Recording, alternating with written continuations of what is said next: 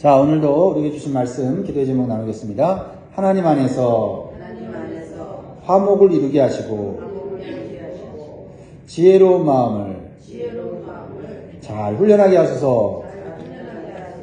아멘. 네. 사람들은 화목한 가정, 화목한 공동체를 소원하고 사모해요. 그리워합니다. 그러나 사람들이 착각하는 것이 있어요. 가정이 물질적으로 풍요로워지면 화목해질 거라고 생각을 해요.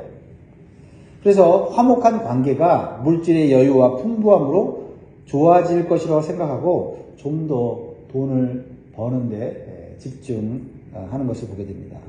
돈이 많아지면 우리 가정 행복해지겠지 하는 이런 생각을 하게 됩니다.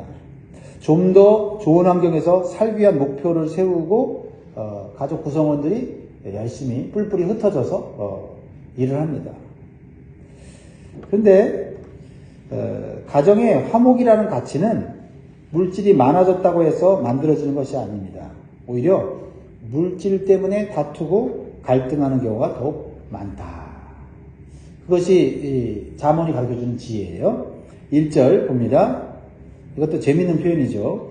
마른 떡 한 조각만 있고도 화목하는 것이 제육이 집에 가득하고도 다투는 것보다 나으니라. 무엇을 의미합니까? 집이 화목하게 되는 것은 물질이 많다고 되는 것이 아니라 화목을 가장 중요한 가치로 여길 때 이루어지는 것이다. 그러니까 화목은 가정 안에서, 공동체 안에서 중요한 가치로 그것을 두어야 한다는 거죠. 물질적 여유가 생기면 마음이 좀 넉넉해져서 가족들이 화목해질 것 같아요. 실제적으로 이제 물질이 좀 없다가 물질이 생기면 가족들이 막 하고 싶은 일 막 할 수 있으니까, 원하는 걸 살 수 있으니까 화목해지는 것 같지만 사실은 잠시예요. 왜냐하면 사람의 마음에는 이기심과 욕심이 있어요. 그래서 물질이 풍족하다고 해서 화목한 게 아니라 이기심과 욕심이 사라져야 화목해지는 거예요. 그러니까 이기심과 욕심을 극복하는 성숙함이 있을 때 다투지 않게 되는 거예요. 다시 말해서 가정이 화목하게 되는 것은 부부가 그리고 부모와 자녀가 서로의 입장을 이해하고 잘못했을 때 서로 참아주고 무슨 일이든지 먼저 섬기고 희생하려고 할 때 이루어지는 거죠. 그래서 이러한 마음은 돈으로 되는 것이 아니에요. 사람의 마음은 훈련되어져야 돼요. 그 마음이 금이나 은과 같이 연단되어서 성숙해져야 한다라는 것입니다. 그러니까 물질적으로 풍요로워져서 겉만 편리해지면 화목해질 것 같은데 아니에요. 여전히 그 안에 욕심과 이기심, 탐욕, 그렇죠? 나만 생각하는 거, 나만 편하려고 하는 거, 이거는 돈이 생긴다고 해서 저절로 바뀌는 게 아니라는 거죠. 그래서 3절에 하나님이 이렇게 말씀하시잖아요. 같이 읽습니다. 시작. 도가니는 은을, 풀무는 금을 연단하거니와 여호와는 마음을 연단하십니다. 기억하십시오. 여호와는 마음을 연단하십니다. 하나님께서 우리에게 물질적 축복도 주고 건강의 축복도 주고 또 환경의 축복도 주실 수 있어요. 근데 진짜 하나님이 우리에게 원하시는 것은 마음을 연단하는 겁니다. 마음이 연단되면 어떤 환경이 있든지, 그죠? 우리가 행복할 수 있고 또 내가 속한 공동체를 화목하게 만들 수 있는 거예요. 마음이 연단되지 않으면 우리는 결코 좋은 관계를 만들어 갈 수 없다. 은이나 금은 채굴할 때 온전히 빛나는 모습으로 나타나지 않죠. 원석은 뜨거운 그 불이 있는 도가니 속에 들어가야 불순물이 녹고 떨어져 나가게 되죠. 그럴 때만이 순금이 되고 순은이 돼서 빛나게 된다라는 거죠. 그 불 속에 들어갔다 와야, 용광로 속에 들어갔다 와야 그제서야 그 금과 은이 제대로 사용받을 수 있다라는 거죠. 사람도 마찬가지예요. 사람의 마음이 연단되어져서 정금 같은 믿음으로, 그죠? 정금 같은 성품으로 이게 변화될 때 잘 사용되는 거예요. 그래서 변화되지 않는 성품, 미성숙한 믿음으로 일을 하면 할수록 오히려 다툼이 일어나고 갈등이 일어날 수 있다는 거죠. 그래서 우리는 주님의 일을 할 때든지 가정의 일을 할 때든지 또 직장 일을 할 때도 우리가 환경이나 외적인 것만 바꾸려고 하지 말고 내 마음을 새롭게 하려고 힘써야 된다. 근데 사람의 마음이 성숙해지려면 하나님께서 주시는 고난과 시련을 잘 받아야 된다. 대충 받으면 안 돼요. 불평하면서 원망하면서 받으면 안 되고 한숨 쉬면서 아유 왜 나한테만 이런 일이 벌어지나 이렇게 하면 마음이 연단되잖아요. 마음이 새로워지잖아요. 시련과 고난이 오면 하나님께서 또 뜻이 있어서 주시는 거지. 이 기회를 통해서 내가 내 마음이 그 정금 같은 믿음으로 아름다운 성품으로 변화되면 좋겠다. 이렇게 소원을 하고 견디면 하나님께서 아름다운 마음, 지혜로운 마음을 주시는 줄 믿습니다. 지혜로운 마음은 잘 연단된 성품과 인격에서 나오는 거예요. 그러니까 지식이나 학식은 공부를 열심히 하면 얻을 수 있지만 보세요. 인내, 온유, 겸손, 절제와 같은 성품은 편안한 환경에서 절대 만들어지지 않아요. 그렇죠? 시간이 필요해요. 시간이. 인내심, 시간과 훈련이 필요하고 어떤 어려운 환경 속에 들어가서 실제적으로 견뎌 봐야 돼요. 그렇죠? 절제, 이것도 절제도 말이죠. 하루아침에 되는 게 아니죠. 이것저것 절제하다가 실패하고 쓰러지고 넘어지고 자빠지고 그러면서 야 내가 말의 절제를 좀 필요로 한다. 아 내가 좀 행동의 절제를 좀 필요로 한다. 이렇게 절제도 자꾸 이렇게 훈련받아요. 어떤 상황 속에서 특별히 고난받고 고통받는 상황 속에서 이 절제라고 하는 거예요. 또 이 절제 인내가 생기면 뭐가 생기냐? 겸손함이 생기잖아요. 온유함이 생기잖아요. 이것도 용광로 속에 들어가야 돼요. 우리의 마음이 용광로 속에 들어가서 거기서 만들어져야 된다라는 것입니다. 그래서 우리 부모들은요, 우리 자녀들이 공부만 잘하면 된다. 건강하기만 하면 된다. 이런 생각만 하면 안 돼요. 자녀들이 사실 건강하고 공부 잘하면 그게 최고죠. 근데 그렇지 않다는 거죠. 성공해서 좋은 환경에서 살면 자녀들이 서로 화목하고 행복해질 거라고 하는 그 생각은 사실은 착각이에요. 공부 잘하는 것과 성공하는 것과 화목하게 사람들과 지내는 것은 또 다른 차원의 훈련이 필요한 거죠. 우리는 우리 자신이나 우리 자녀들이 연단된 좋은 성품을 갖도록 기도하고 하나님의 도우심을 구해야 될 줄 믿습니다. 하나님이 연단케 해주십시오. 아름답게 만들어주세요. 이렇게 기도하고 또 우리 자신도 본을 보이고 또 자녀들을 그렇게 교육해야 된다. 야, 네가 공부만 잘한다고 세상에서 행복해지고 세상 사람들에게 유익이 되는 게 아니야. 이렇게 또 건강하면 건강해서 하나님께 감사드린다. 하지만 건강하다고 해서 너만 건강하다고 해서 다른 사람들까지 행복하게 만들 수 있는 건 아니야. 이렇게 다른 측면도 강조를 해줘야 된다는 거죠. 그래서 자녀들이 공부나 재능을 개발하도록 도와주는 만큼 인격이나 성품을 만드는데도 시간과 우리는 수고를 아끼지 말아야 된다. 그래야만 화목한 가정 생활을 할 수가 있어요. 자녀들이 사회생활 할 때도 사람들과 좋은 관계 속에서 기쁘게 즐겁게 행복하게 일을 할 수 있다는 거죠. 능력이 있고 재능이 있고 사람들이 인정을 받는데 사람들이 회사에서 그 사람하고 밥 먹고 같이 어울리기를 싫어해요. 그러면 외톨이가 되는 거 아닙니까? 네. 공부 잘하는 기계를 만들었어요. 재능을 개발해서 기술이 좋은 사람 만들었어도 이 마음이 연단되지 않으면 행복한 삶을 살 수 없어요. 우리 삶의 대부분은 관계예요. 관계 속에 살아가는 거 아닙니까? 그래서 우리 자녀들이 가정에서뿐만 아니라 사회에서도 좋은 관계를, 화목한 관계를 이룰 수 있는 그런 자녀가 될 수 있기를 우리가 기도하고 양육할 수 있기를 바랍니다. 그래서 저도에도 말씀했지만 물질이 있어야 우리가 좀 여유가 있고 여유가 있어야 우리가 화목해지지 뭐 그럴 것 같은데 사실 물질이 생긴다고 해서 화목해지는 게 아니에요. 물질 번다고 흩어져서 가족들이 열심히 막 일을 하고 내가 이 가난에서 벗어나야지 하면서 막 그렇게 애를 쓰지 않습니까? 그것도 하나의 가치죠. 중요한 것이지만은 그렇다고 해서 화목하는 게 아니에요. 바쁜 가운데서도 말이죠. 가족들이 모여서 서로의 삶을 나누고, 그렇죠? 서로의 생각을 나누고, 어떤 고민이 있는지를 듣고 대화를 해야 서로 말을 할 때 오해가 안 생기고 이해를 하게 되고 하나가 될 수 있는 것입니다. 그래서 가족의 핵심 가치가 화목이 아니라 다른 곳에 있다면 오늘 빨리 삶을 조정할 필요가 있다.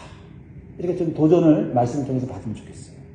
화목하기를 바라는데 화목이 우리의 가정의 제우선순위가 아니라면 바꿔야 된다는 거죠. 화목해야 된다. 화목하려면 어떻게 될까? 바쁜 가운데서도 우리가 서로를 위해서 대화도 하고 만남도 갖고 특히 이제 미국 같은 데서는 사실 다른 주에 살면 뭐 만나기가 어렵죠. 그럼에도 불구하고 노력해야 한다는 거죠. 노력은 화목은 저절로 이루어지는 것이 아니다라는 거죠. 우리가 믿는 자로서 화목하기 위해서는 우리는 하나님 중심의 가정을 세우는 게 중요해요. 가정이 진정으로 화목하고 행복해지는 것은 하나님 손에 달려있거든요. 그러니까 우리 믿는 사람들은 하나님 중심의 가정을 세울 때 화목해지는 거예요. 물질적인 가치보다는 하나님을 가장 귀중히 여기는 가치로 가정을 세워야 합니다.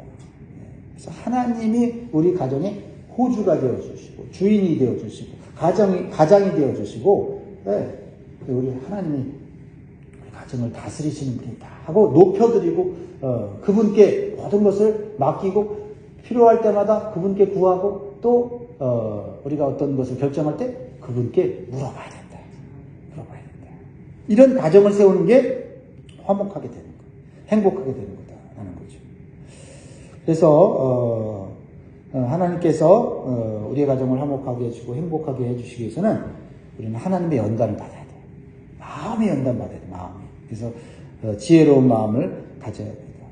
그래서 지혜로운 마음은 연단 받아야 되는데 이런 환경의 어려움, 시련도 있지만 하나님의 말씀을 통해서 연단받는 게 가장 쉽고 가장 안전하다. 그렇죠? 하나님 말씀을 계속해서 내 마음에 이렇게 도전을 하는 거예요. 오늘도 내가 말씀대로 살았나? 또 같은 말씀이 반복되면 내가 아직도 이 말씀이 실천이 안 되고 순종이 안 되는구나 하고 또 회개하고 또 그 말씀대로 살려고 애를 써야지 그 마음이 하나님 기뻐하시는 마음으로 변화된다. 자, 그러면 오늘 나머지 잠언의 말씀 속에서 우리가 주신 교훈 몇 가지만 살펴보려고 해요. 자, 첫 번째로 하나님은 사람의 신분과 환경을 바꿔주시는 분이다 하는 것을 마음에 새기면 좋겠어요. 사람의 신분과 환경을 바꿔주신다. 내 신분이 사회적인 지위가 낮다고 해서 낙심할 필요가 없다. 하나님 바꿔주시면 되는 거예요. 나는 좋은 부모님, 부자인 부모님 밑에서 자라지 않아서 나는 아무리 애를 쓰고 힘써도 나는 성공할 수 없어. 나는 태어날 때부터 흙수저야. 이 사회는 도저히 내가 내 모습으로는 성공할 수 없어. 이런 생각을 가진 젊은이들이 오늘날 너무 많거든요. 실제적으로도 그래요. 사회 구조가 부자 가정에 태어난 아이들이 성공할 확률이 많고 옛날보다. 그죠?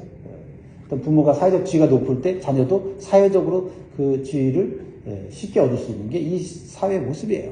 근데 그런 마음으로 살면 우리는 항상 한숨 쉬고 낙심을 하게 돼요. 하나님 안에서는 하나님께서 사람의 신분과 환경을 바꿔줄 수 있는 분임을 믿어야 우리는 소망을 갖고 사는 거 아니겠어요? 그래서 2절부터 2절 같이 있습니다. 시작. 슬기로운 종은 부끄러운 짓을 하는 주인의 아들을 다스리겠고 또 형제 중에서 유업을 나누어 얻으리라. 뭐 드라마 같은 거 보면 이런 일이 많이 있죠. 그렇죠?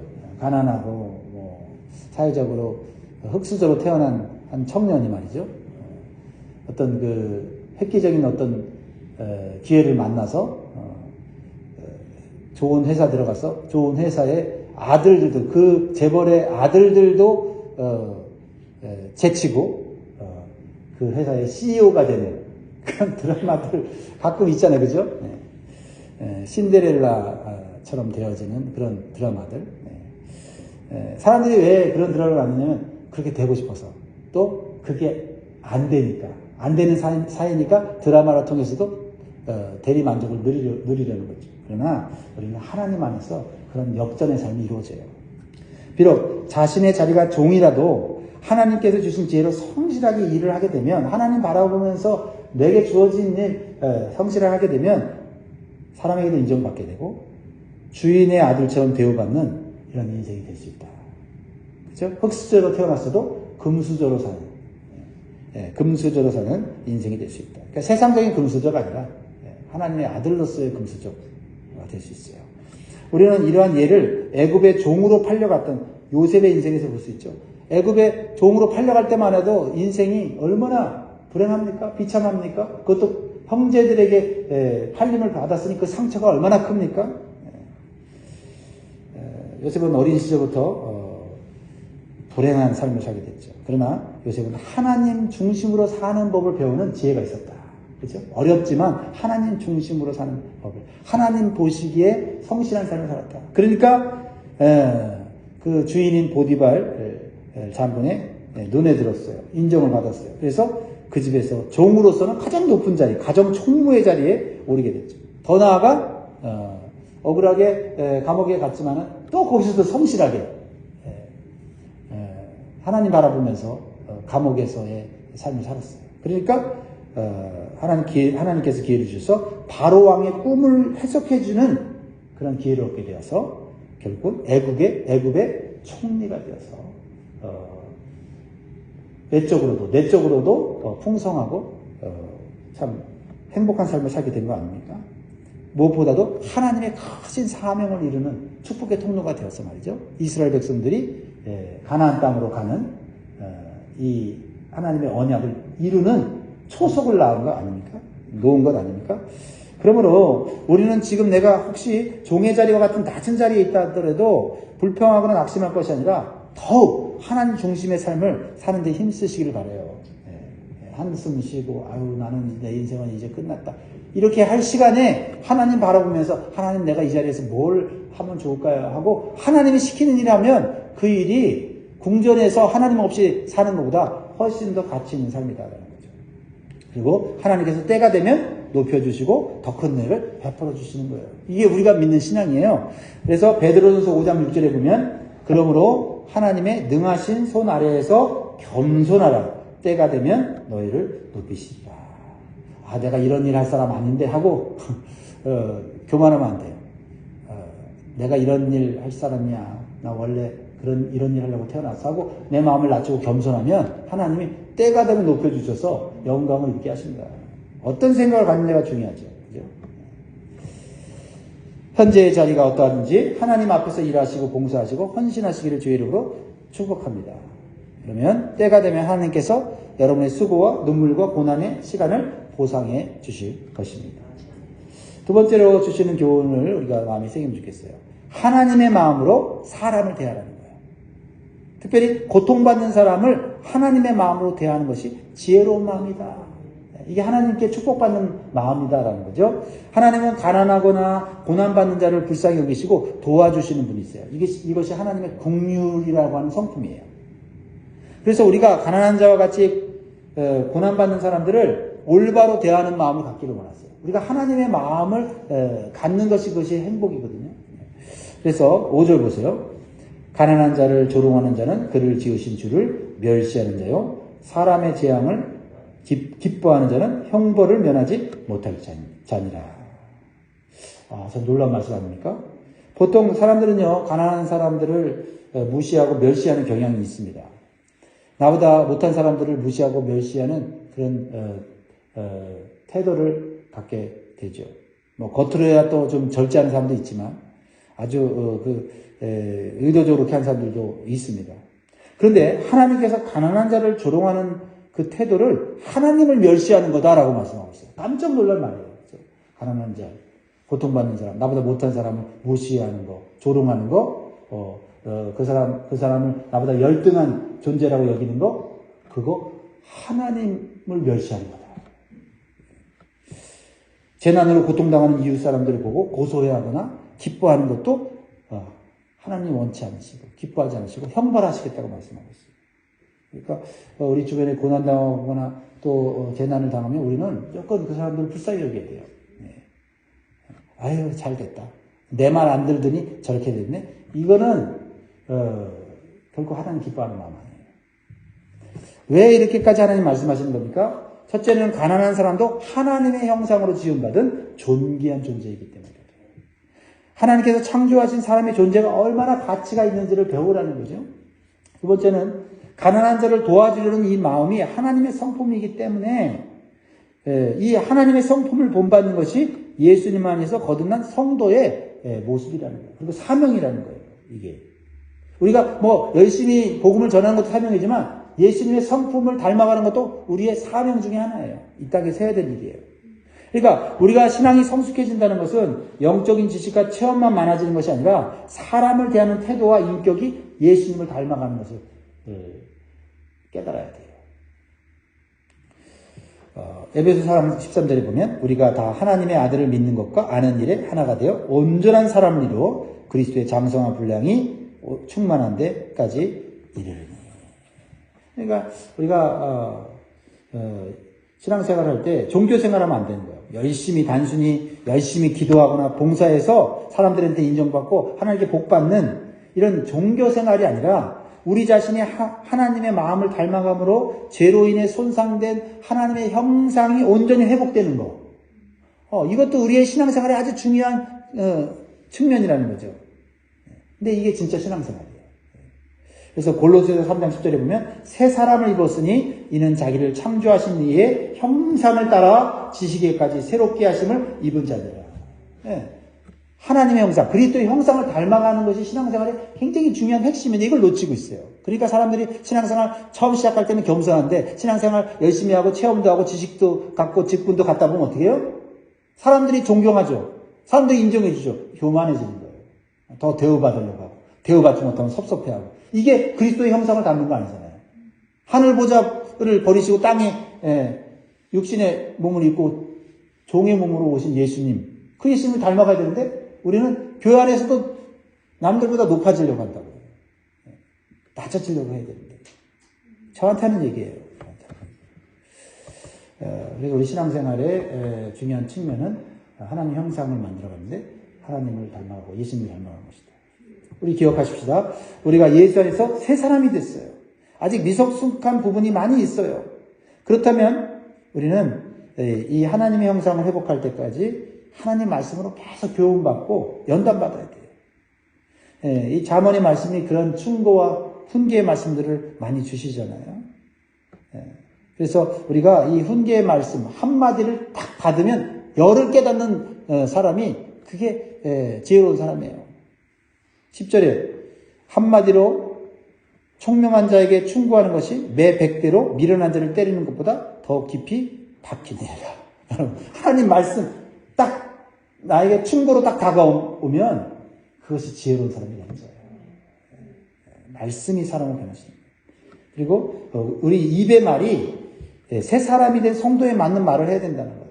그렇죠? 7절 보세요. 지나친 말을 하는 것도 미련한 자에게 합당하지 아니하거니와 하물며 거짓말하는 것이 존귀한 자에게 합당하겠느냐. 그러니까 존귀한 자는 말도 존귀해야 된다는 거죠. 그렇죠? 존귀한 성도, 예수 안에서 새롭게 창조된 성도는 말도 존귀하게 해야 된다. 그 수준에 맞춰서 해야 된다. 가끔 이제 참 그런 어떤 성도가 그런 말을 할 때 참 마음이 아파요. 나는 목사님 이대로 살래요. 나는 내 말 못 고쳐요. 나는 이렇게 살다가 죽을래요. 이럴 때 마음이 좀 아프다. 신앙은 좋은데, 믿음은 좋은데 이 말이나 성품이나 이런 것은 그 갭이 크단 말이죠. 그 노력 안 해서 그렇고요. 거기에 가치를 두지 않아서 그런 거예요. 나는 원래 이런 모양으로 태어났어요. 아니에요. 하나님 바꾸시면 바꿀 수 있는데 내 새로운 사람에 맞는 말을 해야 돼요. 그죠? 네. 어떤 사람이 성공해서 높은 지위를 얻었는데 그 말하는 것이 옛날 골목 그 시끄러운 시장 바닥에서 했던 말을 한다고 생각해 보세요. 안 맞잖아요. 그렇죠? 그래서 에베소서 4장 29절에 보면 무릇 더러운 말은 너희 입 밖에도 내지 말고 오직 덕을 세우는데 수용되는 대로 선한 말을 하여 듣는 자들에게 은혜를 끼치게 하라. 누추함, 에베소서 5장 4절에 보면 누추함과 어리석은 말이나 희롱의 말이 마땅치 아니하니 오히려 감사하는 말을 하라. 마지막으로는 우리가 주님의 사랑으로 다른 사람의 허물과 실수를 덮어주는 삶을 연습하라는 거예요. 9절 읽고 마무리하겠습니다. 시작. 허물을 덮어주는 자는 사랑을 구하는 자요 그것을 거듭 말하는 자는 친한 것을 이간하는 자니라. 그렇죠? 허물을 고치라고 해서 말해주면 좋은데 계속해서 거듭 말하는 거는 오히려 친구 사이를 멀게 하는 거다. 이렇게 말하잖아요. 허물을 덮어주는 게 더 중요해요. 덮어주고 그 다음에 깨닫게 해줘야 되죠. 우리가 구원받은 것은 주님께서 십자가에서 우리의 죄와 허물을 먼저 덮어주셨기 때문에 피로 덮어주셨기 때문에 우리가 구원받은 거 아닙니까? 그렇다면 우리도 그런 은혜를 받은 우리도 예수님처럼 다른 사람의 허물과 실수를 덮어주고 용서해주는 삶을 자꾸 훈련해야 되지 않겠습니까? 이런 마음을 훈련함으로써 하나님의 형상을 닮아가시고 화목한 가정, 화목한 교회, 화목한 삶을 살 수 있기를 주의 이름으로 축복합니다. 기도하겠습니다.